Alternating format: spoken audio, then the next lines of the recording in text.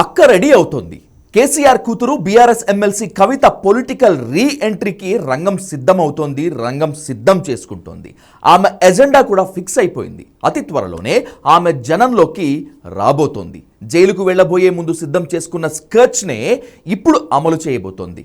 నవ్విపోదురుగాక నాకేటి సిగ్గు, 4 రోజులు కళ్ళు మూసుకొని జనంలో తిరిగితే పబ్లిక్ అలవాటు పడిపోతారు. ఎలాగూ తెలంగాణ ట్యాగ్లైన్ ఉంది కదా, దాన్ని అడ్డం పెట్టి కథ నడిపిస్తాం అనే ధీమాలో ఉందట కల్వకుంట్ల కవిత.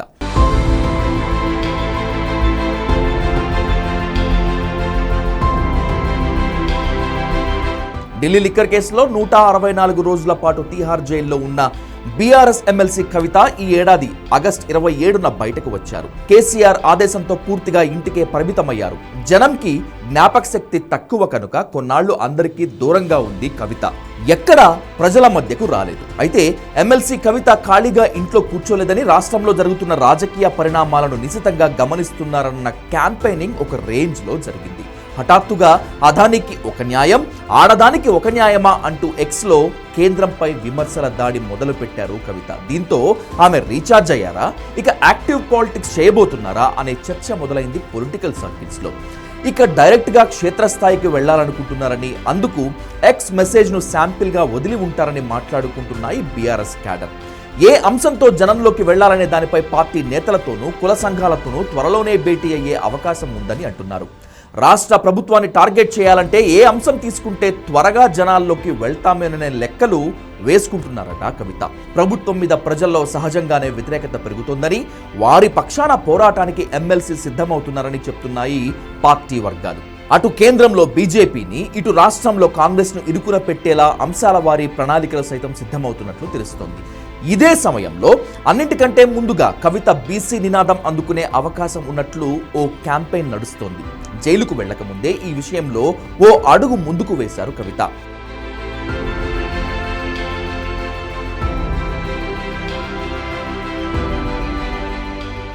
అసెంబ్లీ ప్రాంగణంలో మహాత్మా జ్యోతిరావు పూలే విగ్రహం పెట్టాలనే డిమాండ్తో కవిత బీసీ ఉద్యమం మొదలైంది. ఇక ప్రస్తుతం రాష్ట్రంలో సమగ్ర కుటుంబ సర్వే కొనసాగుతోంది. ఈ సర్వేతో బీసీ జనాభాను బట్టి స్థానిక సంస్థల్లో రిజర్వేషన్లు పెంచుతామని ప్రభుత్వం ప్రకటించింది. ఇందుకోసం బీసీ డిక్లరేషన్ కమిషన్ ను కూడా నియమించింది రేవంత్ సర్కార్. బీఆర్ఎస్ సైతం త్వరగా బీసీ జనాభా లెక్కలు తేల్చాలని కమిషన్ కు వినతి పత్రం ఇచ్చింది. అలాగే ఈ నెల 26న భారత జాగృతి ఆధ్వర్యంలో కూడా కమిషన్ కు వినతి పత్రం ఇవ్వబోతున్నారట. ఇలా పార్టీ తరపున కూడా బీసీ నినాదం ఎత్తుకునేందుకు కవిత సిద్ధమవుతోంది. ఈ క్రమంలోనే ప్రస్తుతం జరుగుతున్న కులగణన సర్వేలో తాను కూడా పాల్గొన్నట్లు ఓ ఫోటో కూడా విడుదల చేసింది కవిత. కులగణన సర్వే ఫోటో ఎందుకు విడుదల చేసిందో అర్థం కాక జుట్టు పీక్కున్న వాళ్లకు ఇప్పుడు సరైన సమాధానం దొరికినట్లయింది. అక్క ఎంత పగడ్బందీగా ప్లాన్ వేసుకుందో తెలిసింది. ఈ నెల 29న రాష్ట్ర వ్యాప్తంగా చేపట్టబోయే దీక్షా దివస్ లో పాల్గొనడం ద్వారా కవిత పొలిటికల్ రీ ఎంట్రీ ఉండబోతోంది. అధికారం ఉన్నప్పుడు కానీ లేనప్పుడు కానీ ఎప్పుడైనా మరి ఆ దేవుడు నాకు ఎందుకట్లా పెట్టినో కానీ సమాజంలో జరుగుతున్నటువంటి అంశాలు, ఎవడన్నా కొద్దిగా తక్కువ ఉంటే వారికి ఎట్లా సాయం చేయాలి, ఎవరన్నా సమస్యలు ఉంటే వాళ్ళకి ఏం సమస్య పరిష్కారం చేయాలన్నటువంటి థాట్ ప్రాసెస్ ఉన్నది. అంటే మంచి జీవితం ఉన్నది, కంఫర్టబుల్ లైఫ్ ఉన్నది. ఆ తర్వాత జాగృతి స్టార్ట్ చేసినాం, బతుకమ్మ స్టార్ట్ చేసినాం. నాకు అది ఇప్పటికి గుర్తొస్తుంది. ఫస్ట్ బతుకమ్మ ట్యాంక్ బండ్ కాడ పెడితే 5:30 పోయి చూస్తున్నాం మేము, ఎవరైనా వస్తారా, అసలు ఎవరైనా వచ్చేటోడు ఉన్నాడా లేదా, అసలు ఎంత కష్టపడ్డామో ఆ బతుకమ్మకు, ఆ దేవుడికే తెలియాలి. బీసీ కులగణన అంశంపై అప్పుడు కవిత గట్టిగా మాట్లాడతారనేటువంటిది బీఆర్ఎస్ వర్గాల సమాచారం. ఇంతవరకు ఓకే, రీఎంట్రీ కోసం గట్టిగా ప్లాట్ఫామ్ ను ఎంచుకోవటం సంగతి ఎలా ఉన్నా, పార్టీలో అంతమంది బీసీ నేతలు ఉండగా కవిత ఈ నినాదాన్ని అందుకోవటం ఏంటన్న ప్రశ్నలు వస్తున్నాయట. ఇతర రాష్ట్రాల్లో బీసీలకు ఎలాంటి పథకాలు అమలవుతున్నాయని అధ్యయనం చేసేందుకు గతంలో పలువురు బీఆర్ఎస్ బీసీ నేతలు తమిళనాడుకు వెళ్లి వచ్చారు.